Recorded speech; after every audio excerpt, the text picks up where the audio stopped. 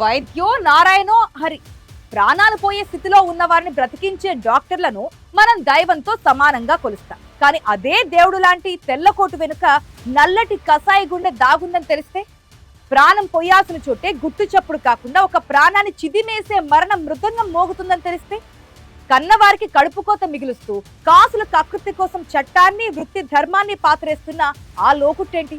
కోనసీమ నడిబొడ్డున ఉన్న ఆ కార్పొరేట్ హాస్పిటల్ గదుల్లో జరిగిన ఆ ఘోరకలి ఏంటి? చావు అంచుల్లోకి వెళ్లిన ఒక మైనర్ బాలిక అబార్షన్ టేబుల్ పై ప్రాణాల కోసం కొట్టిమెట్టాడుతుంటే అక్కడ జరిగిన ఒక ప్రకృతి వైచిత్రి ఏంటి? అసలు డాక్టర్ల ముసుగులో ఉన్న ఆ లేడీ కసాయి ఎవరు? ఐ న్యూస్ ప్రత్యేక పరిశోధనాత్మక కథనం లోగుట్టులో ఇప్పుడు చూద్దాం.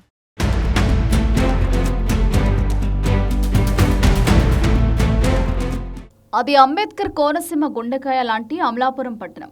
అంతా ప్రశాంతంగా ఉందనుకుంటున్న వేళ పోలీస్ స్టేషన్కు ఒక ఫిర్యాదు వచ్చింది. మామిడికుదురు మండలం నగరం గ్రామానికి చెందిన ఒక మైనర్ బాలిక కనిపించడం లేదంటూ పోలీసులకు ఫిర్యాదు చేరింది. కేసు నమోదు చేసిన పోలీసులు రంగంలోకి దిగారు. బాలికను ఎవరో కిడ్నాప్ చేశారన్న కోణంలో విచారణ మొదలుపెట్టారు. సాంకేతిక పరిజ్ఞానాన్ని ఉపయోగించి మొబైల్ లొకేషన్ ఆధారంగా గాలింపు చర్యలు చేపట్టారు.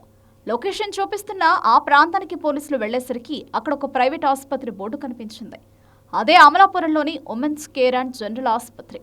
కిడ్నాప్ కేసు అనుకుని లోపలికి వెళ్లిన పోలీసులకు అక్కడ కనిపిస్తున్న దృశ్యాలు చూసి మైండ్ బ్లాంక్ అయింది. అక్కడ జరుగుతోంది కిడ్నాప్ డ్రామా కాదు, అంతకు మించిన ఒక అమానవీయ అబార్షన్ దందా. అజ్ఞాతంలో ఉన్న ఆ మైనర్ బాలిక బలహీనతను ఆసరాగా చేసుకున్న కొందరు కిలేడీలు లక్షల రూపాయల నోట్ల కట్టలకు కక్కుర్తిపడి గుట్టుచప్పుడు కాకుండా 5 నెలల గర్భాన్ని విచ్ఛిత్తి చేయడానికి ఆసుపత్రి యాజమాన్యం అంతా సిద్ధం చేసింది. రికార్డుల్లో పేర్లు లేవు, కన్నవారి అనుమతి అంతకంటే లేదు. కేవలం డబ్బులే పరమావధిగా ఆ మైనర్ బాలికను అబార్షన్ బెడ్పై పడుకోబెట్టారు. ప్రాణం తీయడానికి క్రూరమైన ఇంజెక్షన్లు ఇచ్చారు. కానీ ప్రకృతి ఒక వింత తీర్పిచ్చింది. చావుని జయించి ఒక ప్రాణం భూమిపైకి రావాలనుకుంది. అబార్షన్ ప్రక్రియ జరుగుతుండగానే ఊహించని విధంగా ఆ మైనర్ బాలిక ఒక పండంటి మగబిడ్డకు జన్మనిచ్చింది. ఎక్కడైతే నలిపేయాలని చూశారో అక్కడే ఆ పసికందు కేరింతలు కొట్టింది. అదే సమయంలో పోలీసులను తల్లిదండ్రులను చూడడంతో బాలికను తెచ్చిన ఆ యువకుడు, అతని అనుచరులు అక్కడికక్కడి పరారయ్యారు.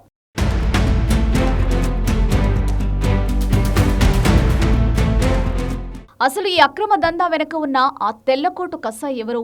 విచారణలో తేలిన నిజాలు చూసి కోనసీమ జనం మొక్కున వేలేసుకుంటున్నారు.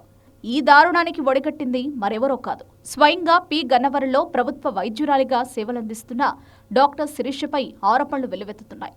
ప్రభుత్వ జీతం తీసుకుంటూ ప్రజలకు సేవ చేయాల్సిన ఆమె అమలాపురంలోని ఉమెన్స్ కేర్ ఆసుపత్రి ముసుగులో ఇలాంటి చీకటి వ్యాపారాలు చేస్తోందని, ఈ ఘటనతో వెలుగులోకి వచ్చిందని టాక్ నడుస్తోంది.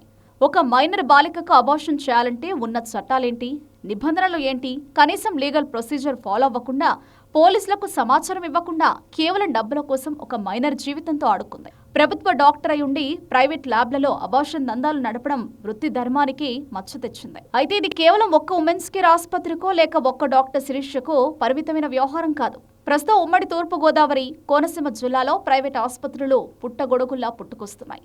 గల్లీకో క్లినిక్, ఆర్ఎంపీల అండాతో కార్పొరేట్ తరహా దందాలు సాగుతున్నాయి.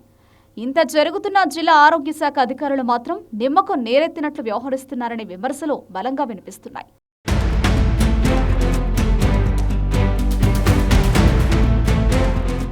అసలు ఈ ఆసుపత్రులకు పర్మిషన్లు ఉన్నాయా?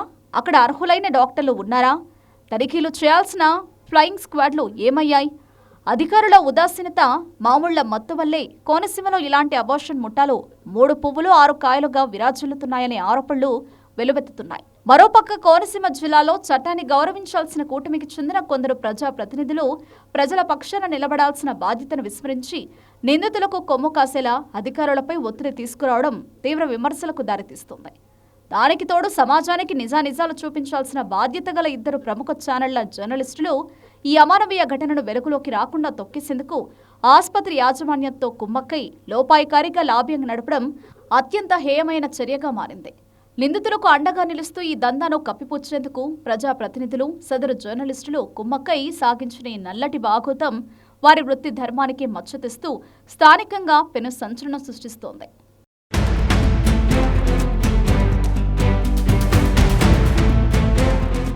వాస్తవిక అంశంలో ఐ న్యూస్ లోగుట్టు కథనంతో ఎట్టకేలకు యంత్రాంగం కదిలింది.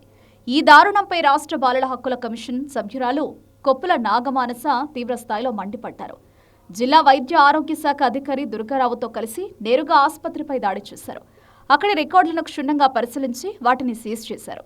బాధ్యులైన డాక్టర్ శిరీష్తో పాటు హాస్పిటల్ మేనేజ్మెంట్పై క్రిమినల్ కేసులు నమోదు చేయాలని పోలీసులపై ఒత్తిడి పెరుగుతోంది. కోనసీమ వ్యాప్తంగా ఉన్న ప్రతి ప్రైవేట్ ఆసుపత్రిని తనిఖీ చేస్తామని, నిబంధనలు మీరితే లైసెన్సులు రద్దు చేస్తామని హెచ్చరించారు అధికారులు.